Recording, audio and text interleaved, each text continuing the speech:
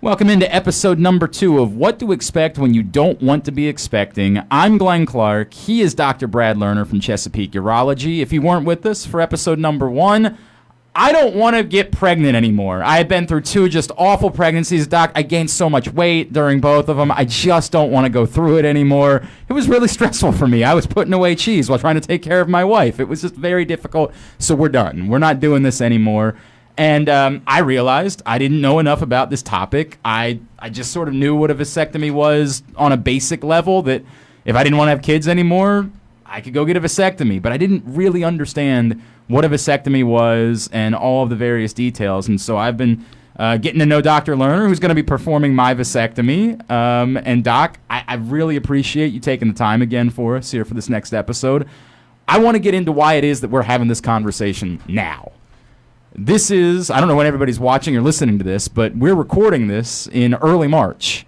And on March 20th, I'm going under the knife because I want to sit around and watch some basketball for a couple of days. That's the way that this works. So take me through, I've had my vasectomy. Let's go through recovery, because I feel like when you talk about vasectomies, recovery is as much a part of the conversation as the actual procedure is. What is recovery from a vasectomy like? Great question. So recovery actually is pretty easy. Typically we have you take it easy for about 2 days after the procedure. So that's why a lot of times it's common in March, because if you get it done on a Friday, you can plan an easy weekend. And when you say take it easy, when you say take it easy, you mean like I can go out maybe to the driving range, hit some golf balls, or do you mean like I am literally sitting on a couch somewhere for a couple days doing nothing? We usually recommend that when we say take it easy, which means you're either sitting with your feet up or lying in bed and just trying to limit your activity. You can sort of be up and around. You can maybe do some social things, but you don't want to do prolonged walking or standing. You certainly don't want to do any exertional physical activity, because you want to lessen the risk of getting any swelling in the scrotum, which would then potentially increase the pain and then, delay the time till you go back to work or your normal activity. Okay, so I've heard, from friends or family members that had their own vasectomy.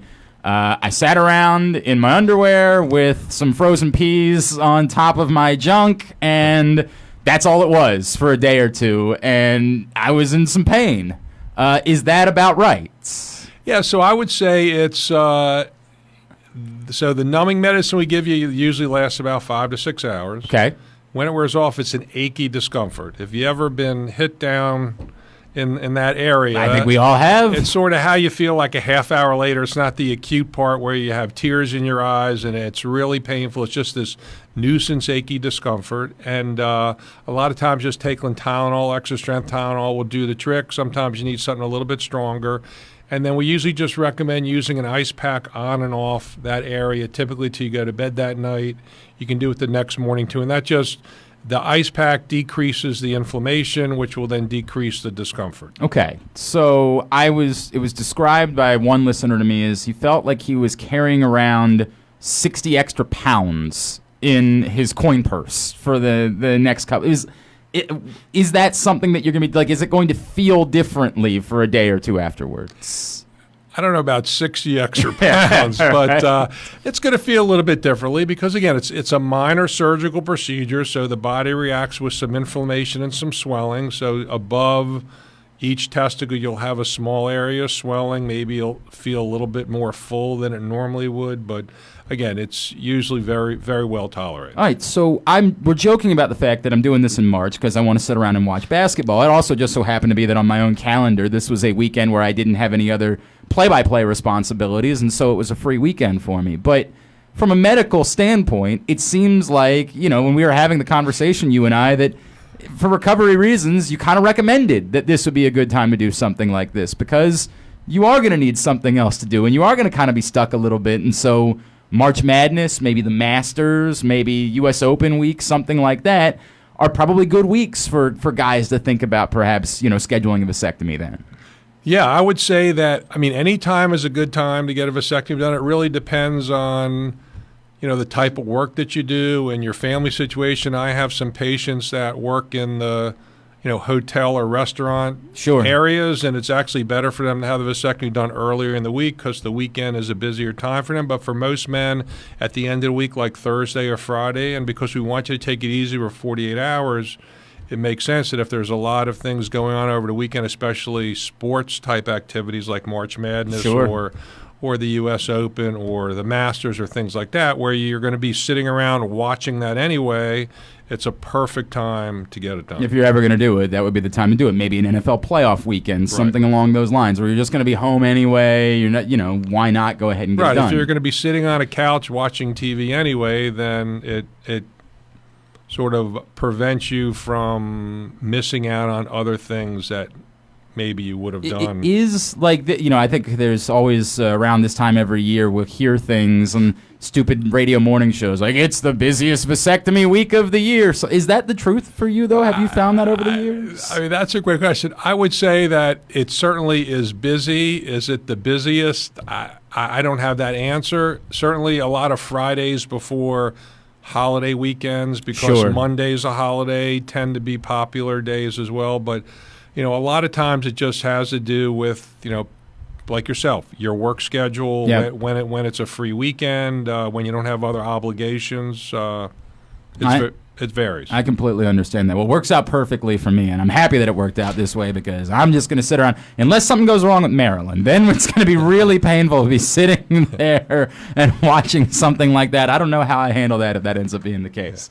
Let's talk a little bit more about lingering effects. Is there anything that a week later, 2 weeks later, a month later, I might be feeling after the vasectomy that would be different than what I felt before I had my vasectomy? Yeah, great question. So rarely you can have some prolonged achy discomfort in the scrotum, but again, it's very rare. That's usually gone within a couple days.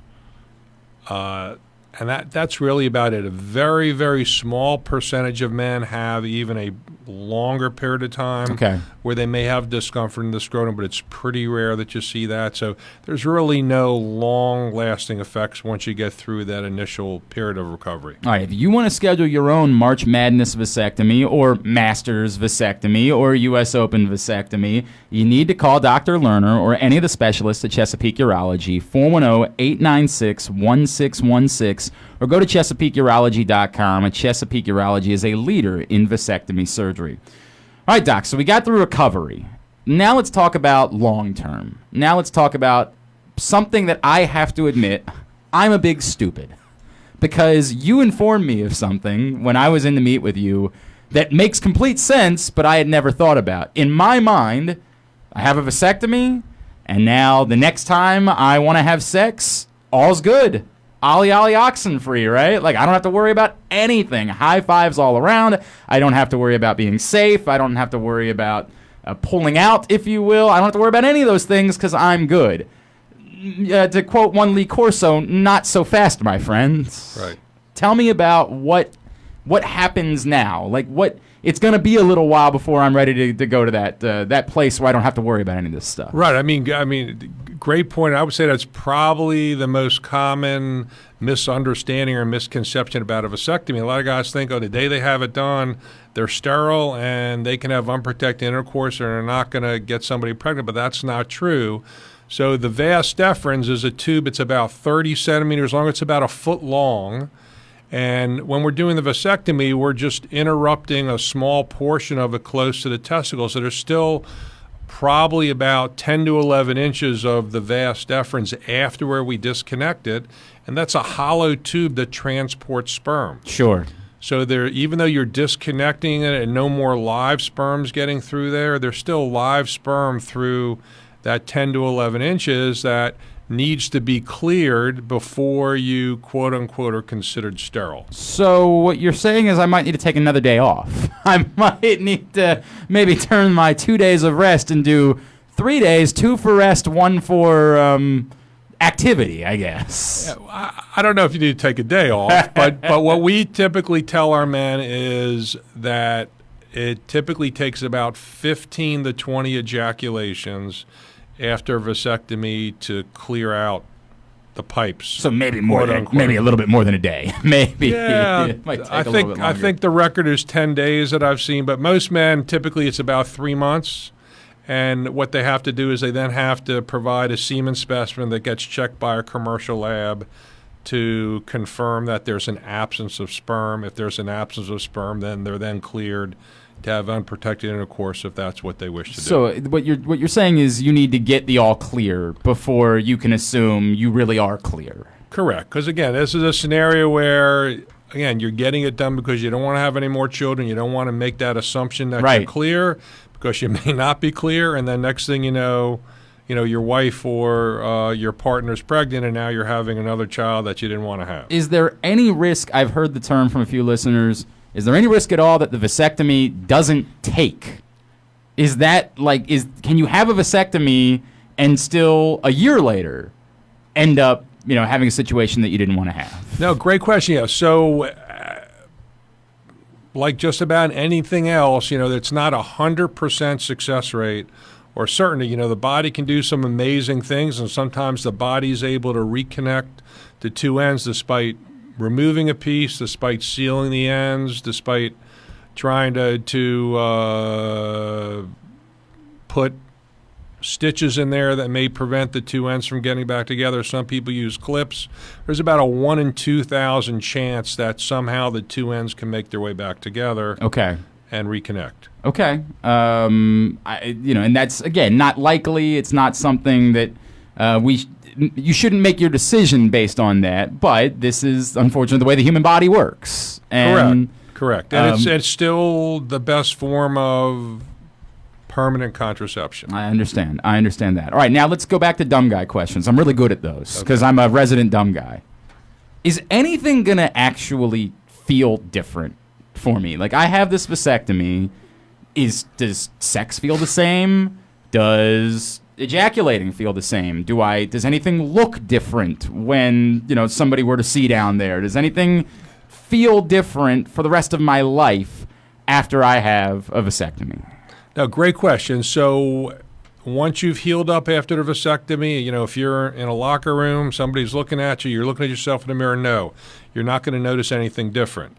The sperm component of your semen is about 10 to 15%. So no one would notice a difference in the volume, the color, consistency, all the feelings of sort of sexual excitement and pleasure, like orgasm, ejaculation, and they're all the same.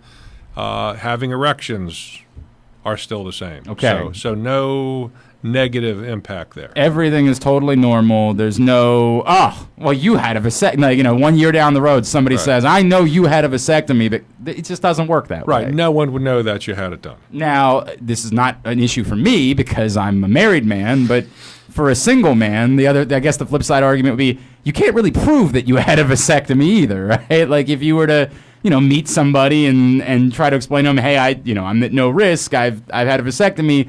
This isn't like something that I could say here, and here's how you can tell. That's right. Other than showing a copy of your medical records, no, you can't show on your body that you had a vasectomy done.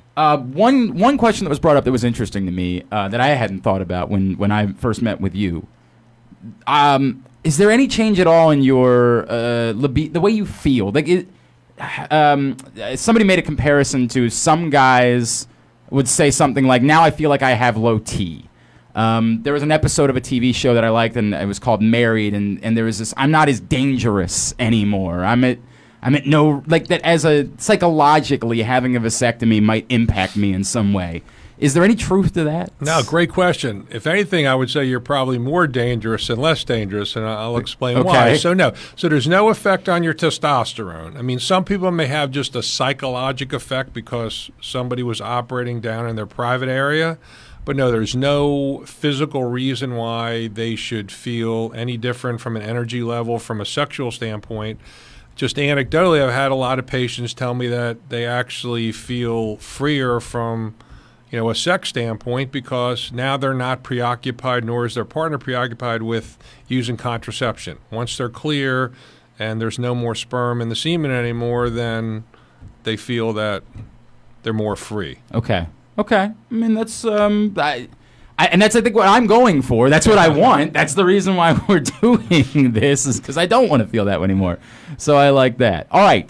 We're gonna wrap this episode here. I'm gonna remind everybody that Dr. Lerner is the person that you need to talk to if you're thinking about a vasectomy. Make an appointment with him or any of the specialists at Chesapeake Urology by calling 410-896-1616 or go to ChesapeakeUrology.com. Chesapeake Urology is a leader in vasectomy surgery. For episode number 3, we're going to talk about reversals. So we've previewed everything that's coming up. We talked about the procedure itself. Now, what if we need to have a backup plan for our backup plan to back up our backup plan? That's what we're going to talk about in episode number 3 of what to expect when you don't want to be expecting.